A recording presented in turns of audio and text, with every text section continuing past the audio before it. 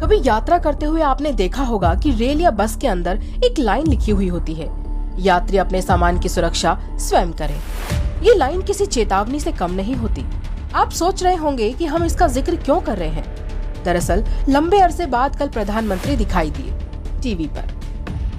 प्रधानमंत्री को चुनावी रैलियों में ही देखने की आदी हो चुकी जनता के लिए प्रधानमंत्री का कहीं और दिख जाना अचंभे से कम नहीं था, और प्रधानमंत्री ने भी जनता को अचंभित करने में कोई कसर नहीं छोड़ी। कोरोना संकट के समाधान की उम्मीद लगाई बैठी जनता को प्रधानमंत्री धैर्य और अनुशासन का ज्ञान देकर चले गए, वो भी किसी और के जिम्मे करके। अब भला प्रधानमंत्री ये तो बताएं कि जिस माँ के पैरों में बेटे की लाश रखी हो, वो धैर्य कैसे रखे।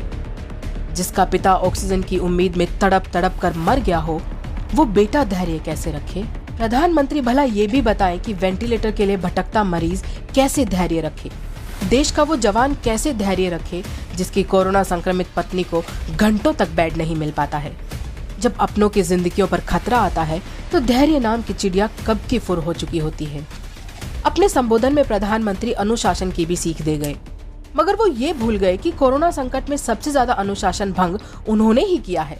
2 गज की दूरी, मास्क है जरूरी वाले अपने ही मंत्र को प्रधानमंत्री ने खूंटी पर टांग दिया और मास्क से हमेशा 2 गज की दूरी बनाकर रखी, और चुनावी सभाओं की भीड़ से वो दूर रह नहीं पाए। ऐसे में प्रधानमंत्री मोदी के मुंह से अनुशासन की बात सुनकर एक कहावत याद आ गई, आप राजा जी बैंगन खाएं, औरों को परहेज बताएं। दरअसल प्रधानमंत्री मोदी को ये याद रखने की आवश्यकता है कि कोरोना संकट में देश अनुशासित रवैया ही इस जंग को लड़ रहा था, बाकी आप तो चुनाव लड़ रहे थे। अगर प्रधानमंत्री मोदी भी चुनाव लड़ने की बजाय कोरोना से लड़ लेते तो आज देश को इस हाहाकार का सामना नहीं करना पड़ता। बाकी मोदी जी हैं तो कुछ भी मुमकिन है, बस कैमरे तक ही तो आना होता है। जय हिंद।